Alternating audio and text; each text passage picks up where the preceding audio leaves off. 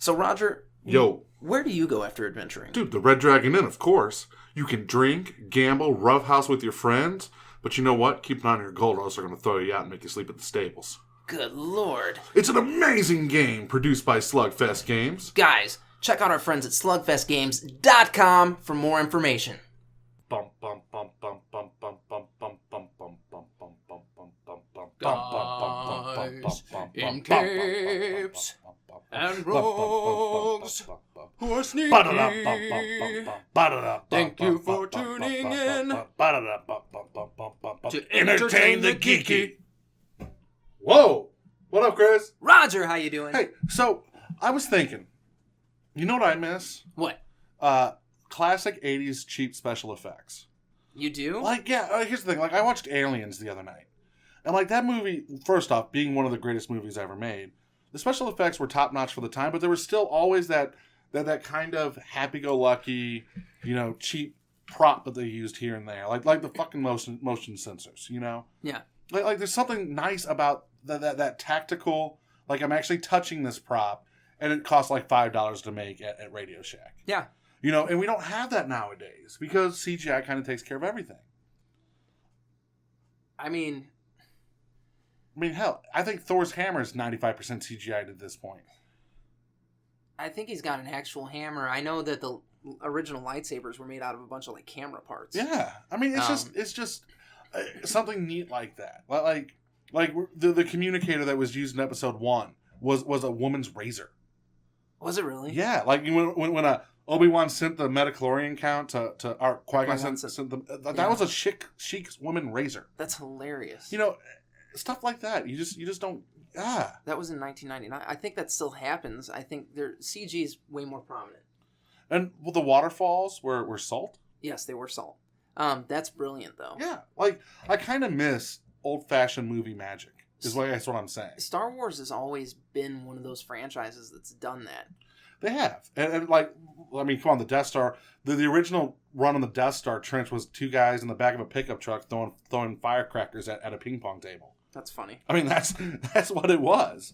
So, I mean, I kind of miss that. You had Clerks where the smoky thing, they were literally blowing cigarette smoke. Yeah. To make that effect happen. That's when Kevin Smith started smoking. You know, it's funny you talk about Clerks. So I'm going to hit up Dogs and Fries real quick. Yeah. So someone went through the window at Dogs and Fries. Yeah.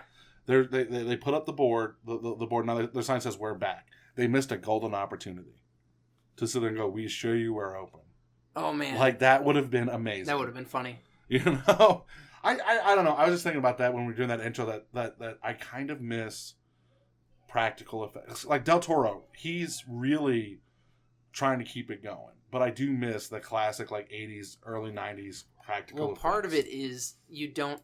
Everybody that's doing special effects now, it's all huge companies. Well, here's the thing. Even though, look at the remake, not the remake, but the prequel to The Thing. Yeah. They shot that movie using practical effects. And it apparently looked amazing. And the studio went, no. You have to use CGI. So they went back and CGI'd all the practical effects. To me, that's stupid. That is stupid. Stupid. Bad. Hollywood. Yeah, it is kind of peculiar. But you're only going to see that kind of ingenuity from people who can't afford to do all the expensive CGI effects. I think now filmmakers, because it used to be, look at Jaws. All right, they put their heart and souls into the mechanical shark, right? They're like, the shark is the star, XYZ. Well, the fucking shark didn't work. So we got barrels. Now imagine if they try to do Jaws nowadays. Oh, the shark doesn't work, CGI. It wouldn't be the same movie. You're kind of taking kind of the challenge and creativity of filmmaking away. A little bit. With computers. And I think we're starting to see what becomes that. Look at the action movies now compared to the action movies of the 90s. It's all about escaping death, long jumps, just stupid things. Die Hard is the prime example. Look at Die Hard 1, where you have a guy just stuck in a tower. Okay. Right? What scene in Die Hard 1 were you kind of like blown away that just couldn't happen? There's like maybe one that I can think of. And that's when he jumped off the building with the fire hose attached to us. And even then you're kind of like, maybe. But now... if you lucked out. Yeah. But now you cut to Die Hard 5... He's jumping through like 50 floors of glass, landing in a pool, doing all these crazy CGI things. It takes away from the acting and the movie in my mind. Because now it's not about, I never feel that a character's in danger because it's CGI bullcrap. So you want the movie magic back? I do. I want the movie magic back. And Jurassic Park still holds a special place in my heart. I mean, we've talked about my grading system when it comes to girls nowadays. Jurassic Park was the perfect example of practical effects and CGI blended into one movie. Whereas you could not do what they did with practical effects. They tried, I mean, they had some of the best stop motion work ever done. And I mean, that whole T-Rex biting the car scene was done. And then they saw what you can do with CGI. And that's what made the movie. It did.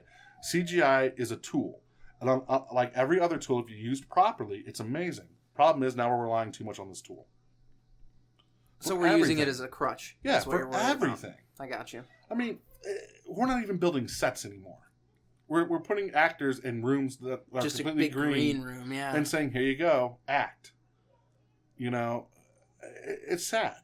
That is a little bit. Yeah, you're missing some of the movie magic. Imagine how awesome actors like Chris Hemsworth and Chris Pratt and Tom Hanks and Leonardo DiCaprio could be if they were in a movie with actual sets and things to pick up and do these weird character nuances that... Well, so Leonardo DiCaprio in Django Unchained actually... busted his hand. Cut his hand open, smeared his actual blood on the actress's face. But that wasn't a real set. No, that was a real set. That's what I'm saying. Yeah, that was But I think we still have them. I think for a lot of the action flicks, we don't get it. Look at Ian McKellen breaking down while filming The Hobbit. Like he's filming The Hobbit. He's surrounded by nothing but a green screen and a table, and he breaks down because he's like, "This is not what I got into acting for. There's no character interaction. It's just me speaking." And it's true. I think we've drawn so heavily that we can just do it with a computer that we've stifled creativity. And I think it's starting to show in our movies. I mean, yeah, we would not have the Marvel Universe without CGI. There's just there's no way. I get that. I understand that. But we don't have to rely so much on CGI. There's a time and a place for it. The thing that kind of bums me out a little bit about it is like when you see Iron Man's suit, mostly CGI. Yeah. That sucks. That does suck. I want there to be an actual suit. Well, there's no reason there couldn't be. I know. Look at what they did like with Terminator or Teenage Mutant Ninja Turtles. Imagine if we kept going down that road. Well, let's talk about the Teenage Mutant Ninja Turtles costumes because those are amazing. Those are amazing, and they still hold up. Yes, they're obviously guys in rubber suits, but the animatronics were there to make those characters look and feel real. Oh, those are incredible. And when you see somebody at like a Comic-Con or something in one of those, it's like the coolest costume there. So I actually posted something on Facebook about this today. About now we're getting into the whole cosplay aspect of it. A guy that when he saw the first Iron Man movie back in 2008, he was like, I got to make the suit. I have to make the suit. So he made the Iron Man suit, and it is sick. And now he does giant cosplays like Warhammer 40K character, like Space Marines. So if a guy in his garage who just has a love for this can do it, imagine what would happen if we actually formed like ass studios to do that. There's no reason Iron Man's suit shouldn't be a real thing. I get it that certain scenes just need to be CGI. And that's fine. But there's no reason the suit can't be real. Agreed. There's just no reason. I agree. And look at here we go. Here's another prime example. Deadpool had a completely CGI'd character in Colossus. Yeah. But it was used appropriately. It wasn't over-reliance. They weren't over-relying on Colossus CGI. He was like a set piece. That movie didn't even have a big enough budget, I don't think, to do a shit ton of CGI. Like they had, and that's kind of what scares me for Deadpool too at this point. Like they had just enough money. That movie cost $60 million to make. That's $60 million to make Deadpool. That's insane. I mean, there are independent features that come out for more than $60 million budgets nowadays. They made Deadpool. And they gave us the best version of Colossus we've seen on screen. Oh, yeah. Hands down. Oh, my God. Down. I'm so excited to see him come back. No, they done good. So, I don't know. I kind of wish, like, I know, look at Willow, the midget movie. Okay. All right. That's a fantasy movie. And that's done very well. And it was before the time of CGI. Now look at The Hobbit. Yep. It's not as good. The Hobbit's nowhere near as good as Willow.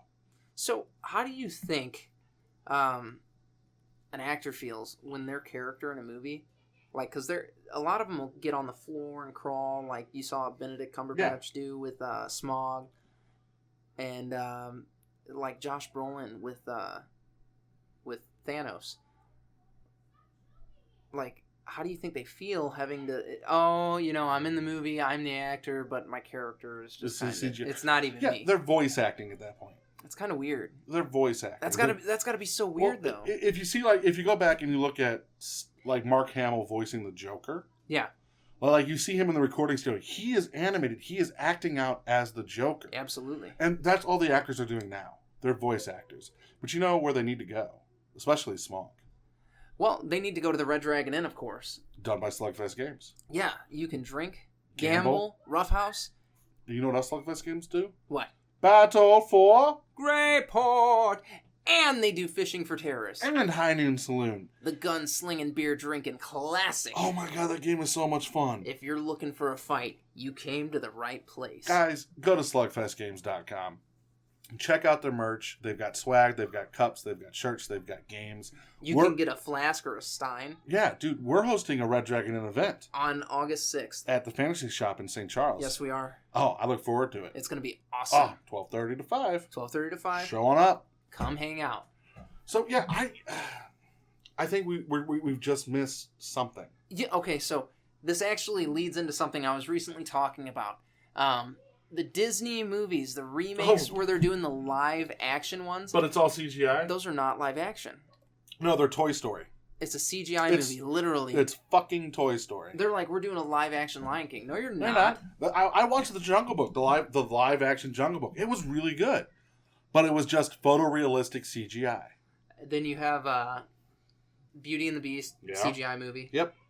The one that I think was done the best was probably Maleficent, because it wasn't pure CGI. I'm trying to think in my head, like the last good movie I saw that didn't have an overabundance of CGI that wasn't an independent movie, and it's getting hard for me to think of one. Because now they're using CGI for stupid things. Like, let's insert breath to make it look cold. Or let's do fake snow, or... there's a movie on Netflix right now called Butter. Okay. Independent flick. It's got Jennifer Garner, Hugh Jackman. I love Jennifer Garner. Is that yeah, okay, I know what you're talking about. It's a decent indie flick, no CGI. Yeah, and I bet it looked amazing. I bet it felt good to watch that movie. It was better than a lot of stuff that's come out. It was there's a real struggle in that movie, and I think most independent movies are aimless, and I don't always care for them. Oh, see, I'm a big fan. I love independent movies. I'm a big fan of. If there's a legitimate story being told, like I don't want to see a mundane day in somebody's life. I'm okay with that, because one of your favorite movies is A Day in the Life of who? Clerks. Hold on, no. Clerks actually had there's a plot.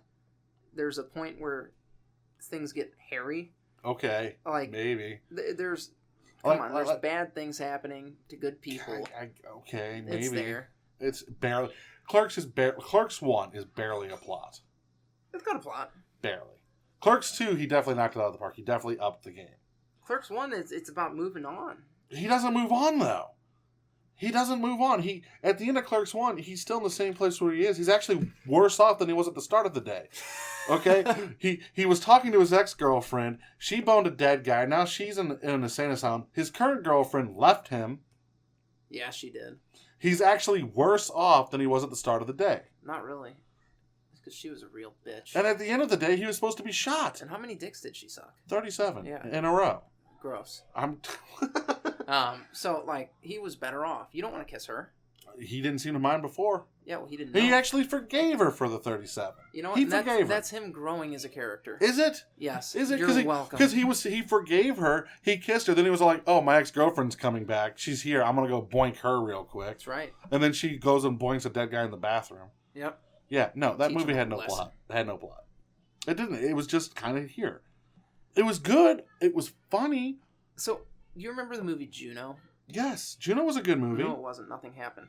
Yes, something Nick and Nora's Infinite Playlist? I haven't seen Nick and Nora's Infinite Playlist. So, basically, there was a genre of movies that came out at the same time, and all of them had Mike Cera in them. Yeah, I know. And they were all the same. Nothing happened. But no, something did happen to Juno. Juno actually, she had character development.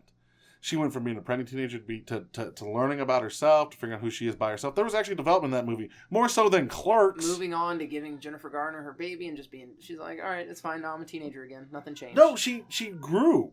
She grew. Shit. You know, if you want to talk a movie that like had no character development, we can talk about movies that had no character development. Hey, Marvel, how's your movies doing? Iron Man is still Iron Man. He's the same Iron Man as he was. True. In Iron Man 1 to Iron Man 2 to Iron Man 3. Spider-Man and then talk to me. The only thing that happened to make Tony Stark realize what was going on was fucking Pepper left him. No. Are they back together? Yeah. Did they get back together? That's awesome. Yeah, that makes me happy. There's a ring. What? Ah! Oh, good job, Tony. You need to go. No, you need to go watch Spider-Man Homecoming. No, but I'm just saying, you know, I forgot what I was saying. Oh yeah, well, no. You're like, Marvel doesn't develop their characters. DC doesn't develop their characters. DC doesn't know what they're doing. Batman had development. Martha. We have the same mother's name. What? I can't kill Superman.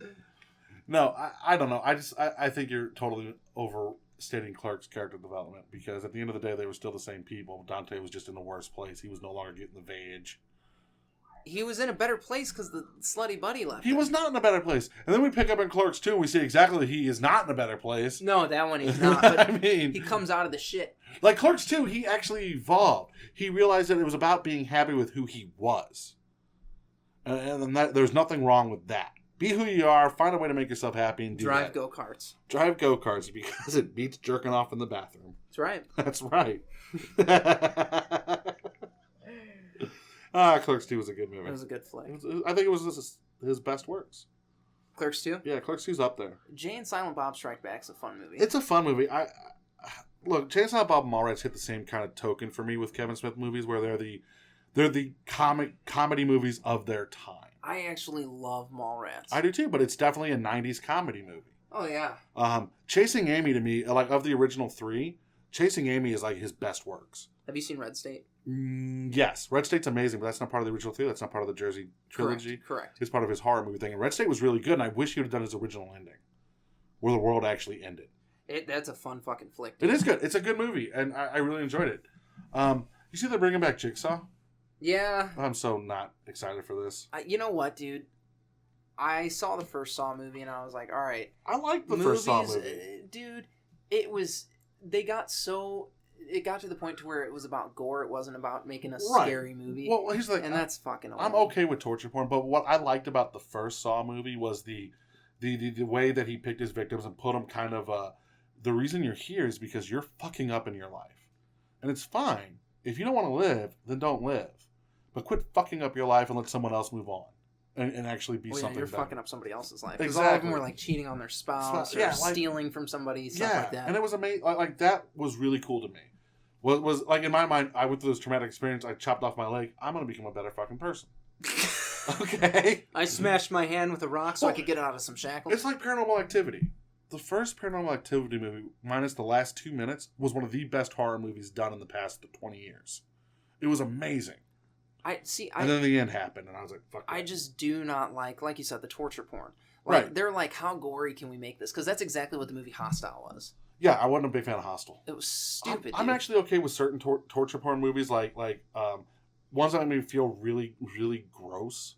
Like the original Last House on the Left in the 1970s, Wes Craven's movie. Mm-hmm. Like there's a scene where they actually stab a girl to death, and the killers are playing with her intestines, and like it was really gory. But at the same time, it left me feeling so uncomfortable. No, that's at that point you're using it as gore is. I'm not saying gore in and of itself is bad.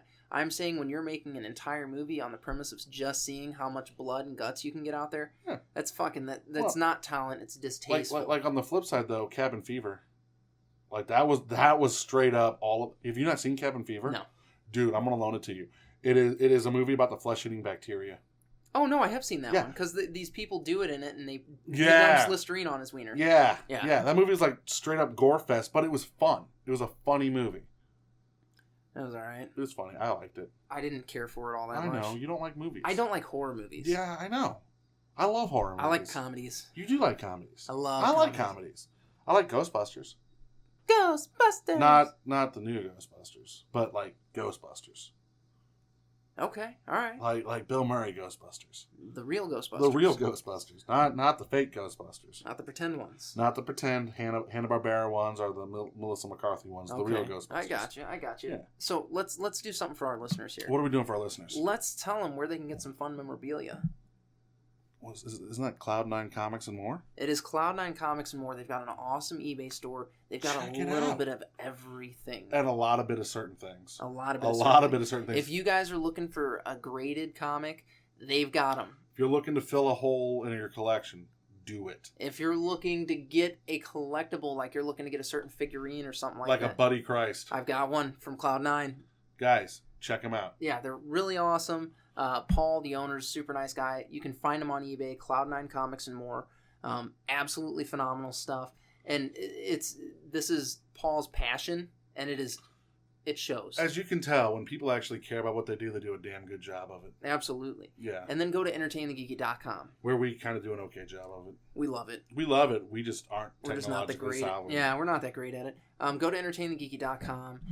Comment, subscribe. Yeah, you can follow us on all of our social media there. Hey guys, on Facebook, there's a certain post that's going to be coming down real soon.